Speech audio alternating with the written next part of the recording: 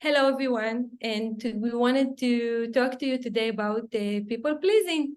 What does it mean to be a people pleaser in the workplace? I know we set a title that may turn off a few people from the conversation, so let me define it before you are running away.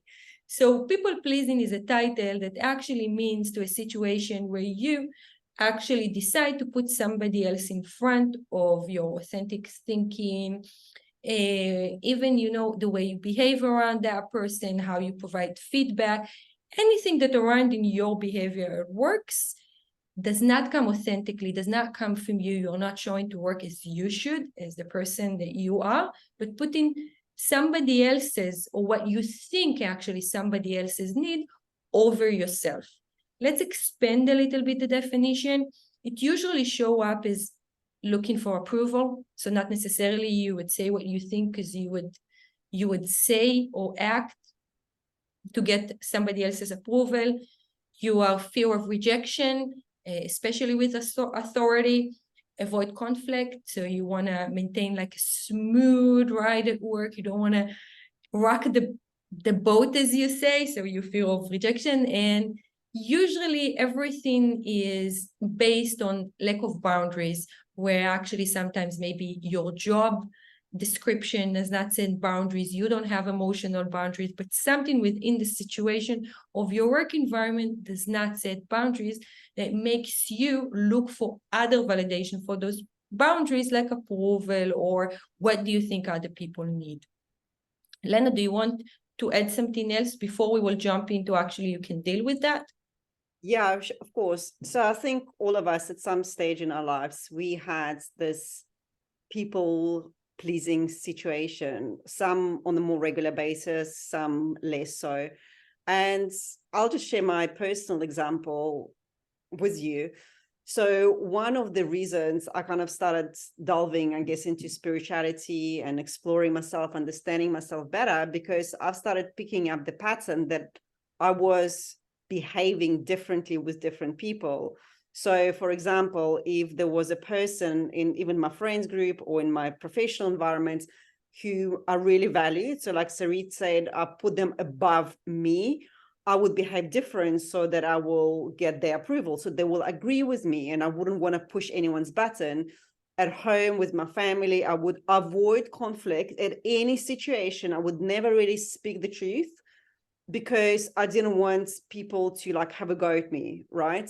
At work, also depending who I was with, I would either kind of, do things that I would think they would make them happy or that they expected from me.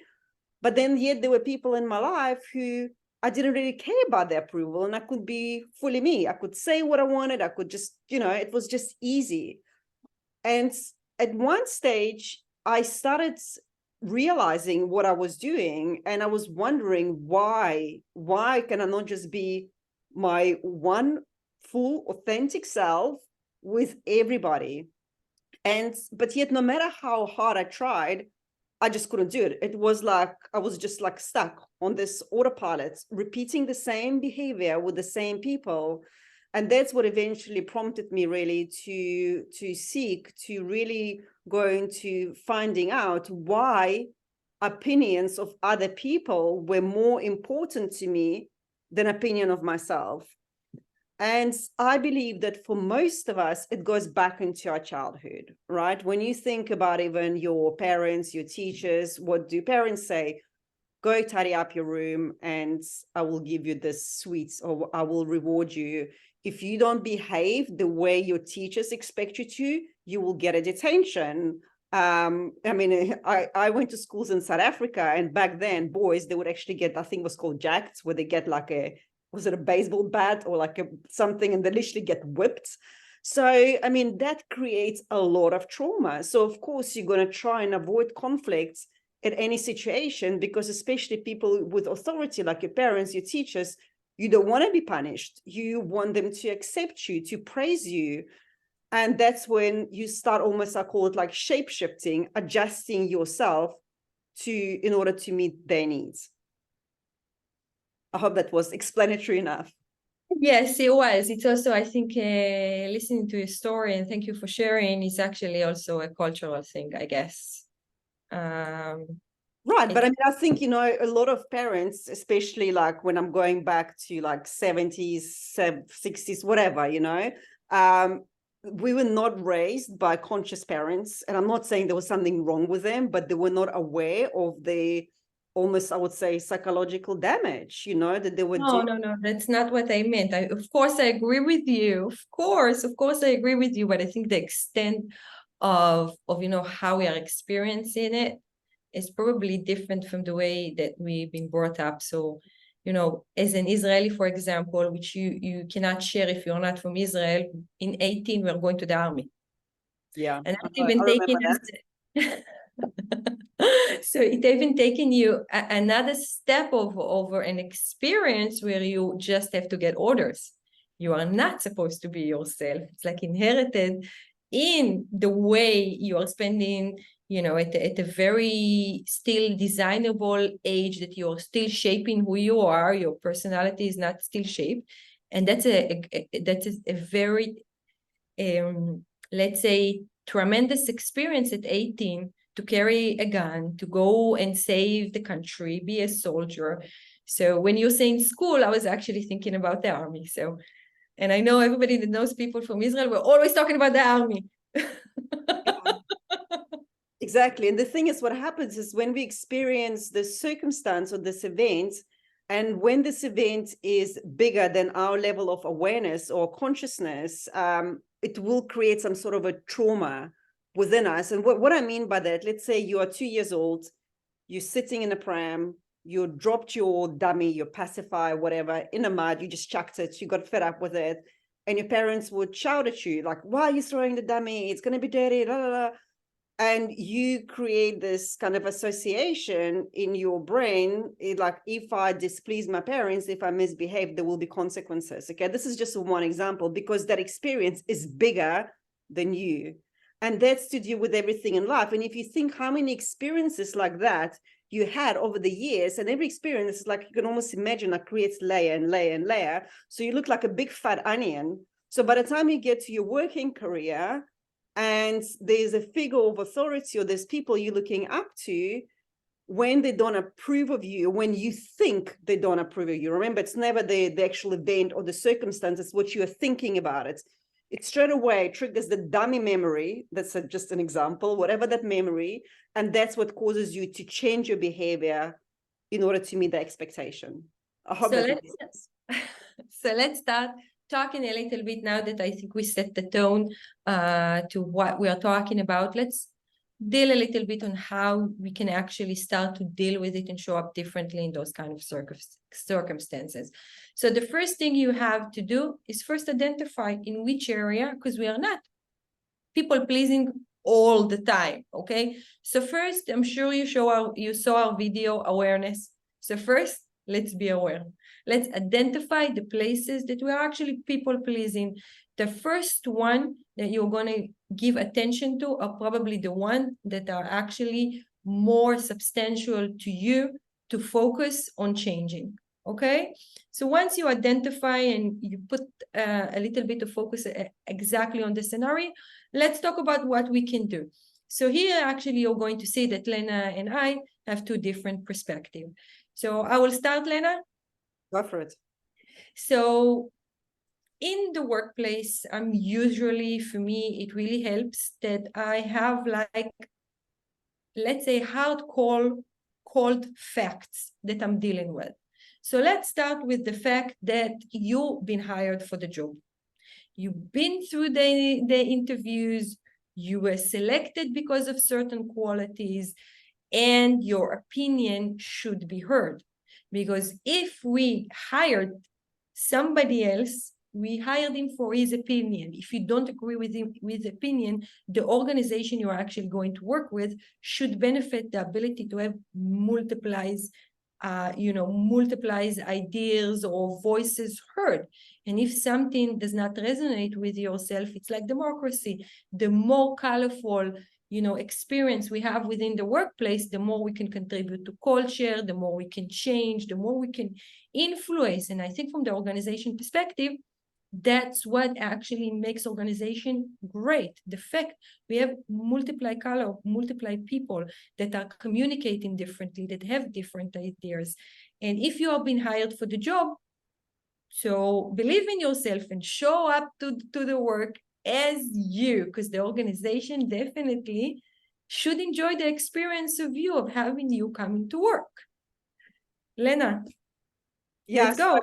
Sarit said something about the awareness, and I would really encourage you guys to watch the video if you haven't, because you can't be aware of something that you're not aware of. So maybe like at work or even in your personal dynamics, start paying attention, maybe even write on a piece of paper, which people in your life you can't be yourself with, like which people you feel like you need their validation, their approval. It can be your colleagues, your boss, your parents, your friends, your spouses. It doesn't really matter. But start becoming aware how you are changing your behavior, and also look on the opposite spectrum, where people in your life, who are the people in your life that are looking for your validation and for your approval, and how you are showing up for them, right? Because it goes both ways, right? Because we would not recognize something in someone else if we did not have it within ourselves. So look also deeper within you. Are you expecting some of your friends or people in your life to show you a certain level of respect and treat you a certain way, like a special person? Because if that's exactly what you're getting on the other side. I never thought about it this way. Like for me, the minute I said that I need hard cold facts is because the minute that I have hard cold facts, I know to resonate. I know how to find it, how to be aware of it. The places that I'm not showing up as my job title should have. But I never thought about it, that if you are actually expecting it from other people. Because I'm probably not, because we know that everybody is a mirror, right? Everybody is a mirror. So if you are pleasing someone, then somewhere else you're looking for someone else to please you. And once you start really identifying, like, oh shit, like my friends, I don't know, Bob, for example, he's always like doing something nice for me, and I'm like, it's like I'm expecting more of him. Hang on a second, I'm exhibiting the same behavior, and when I go to work, this is how my colleague, whatever, Sarah, sorry, I just came to mind, I didn't realize your name was Sarah, is treating me, right? And then I would invite you, then start doing deeper introspections, like, why am I doing it?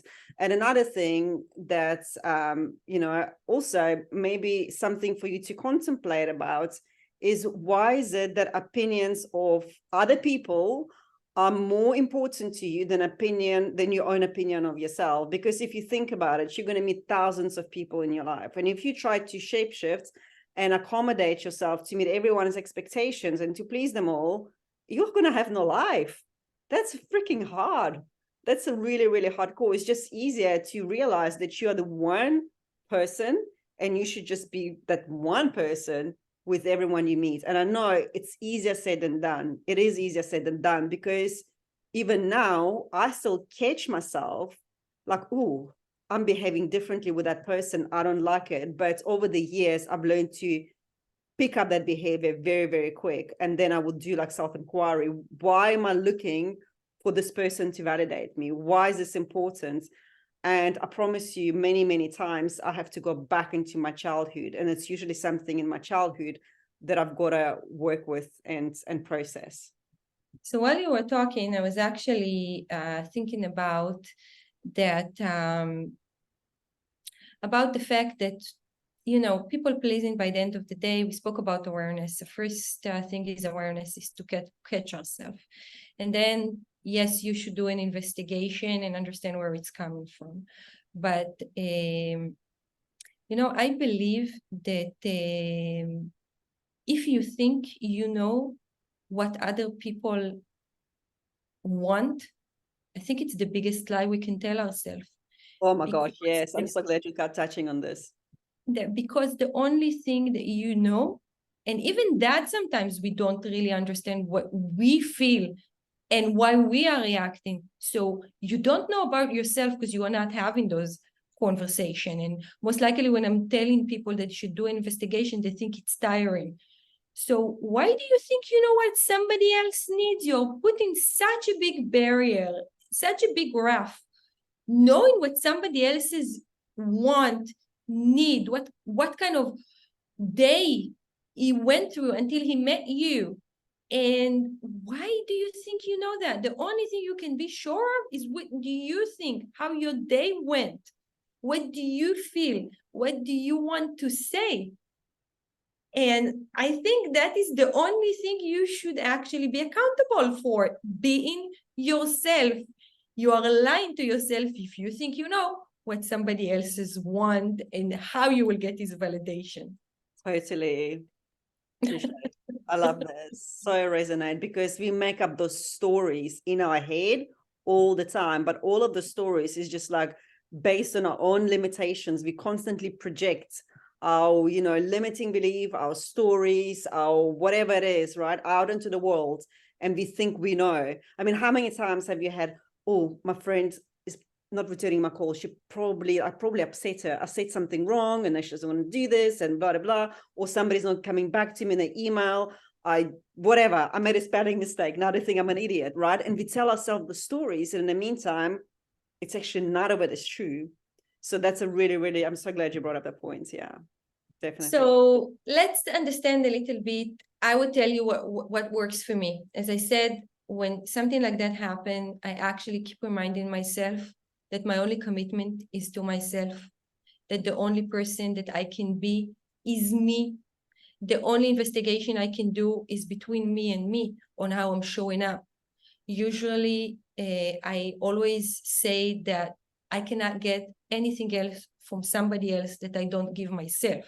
So if I don't give myself validation, it's not gonna show up, and I'm gonna, just going to run after something or look for something that I will never find.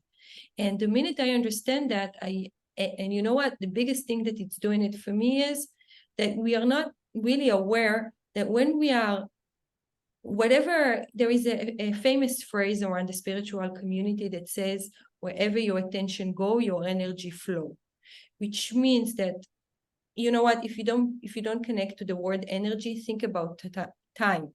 So the time you're actually invested, which is also energy or a currency, we only have a limited 24 hours within a day, you are given to thinking about what somebody else's need instead of actually investing it to you, about you. Why the hell am I doing that? So those are usually my thought pattern on how I deal and bring it all to myself. And I'm saying usually that's the only thing I can commit to, that I'm going to show up as me. And yes, I'm going to be respectable. And even if it's going to draw some kind of a conflict, I'm never disrespectful to other people. I'm finding the common, way. As Lena said in the last video, I'm trying to be 12 o'clock. And when I'm providing, and you see I'm listening, I'm learning new stuff. And I'm going to put forward any kind of, not agreeing or whatever you want to call it, but stating my beliefs, my ideas, where I'm coming from, but I'm committed to being myself. And my best tip for you is keep reminding the only person you can be is actually you. Right. Yeah. And we must also, remember that nobody can really reject us, because if you think, oh, this person is rejecting me, they're not approving of me, look within you. Where are you rejecting you? Where are you not approving you? Where are you not showing up for yourself, right? And once again, that's why we feel that spirituality is so important when it comes to, I know this channel is for career, but it's also for, personal lives, because everything really starts with us. So if somebody's rejecting you, all they're just showing to you is where you are rejecting yourself. So, just get quiet for like 5 minutes a day. Take a pen and paper, journal, or meditate, go for a walk, whatever it is, just to breathe and just really connect with yourself. So that would be my tip. So I think it's time for you to wrap it up. It's been a bit longer than we planned. Yes, but I think now it's your part. Leave us comment, feedback. If anything that we spoke about, you would like us to, a little bit expand on, so please feel free to let us know, and we will be happy to circulate this concept, circumstances again, and, just address any questions that you have. Yeah, and of course, guys, you're welcome to like it, to share it, to invite your friends to subscribe it, and we look forward to seeing you soon. Bye for now. Bye.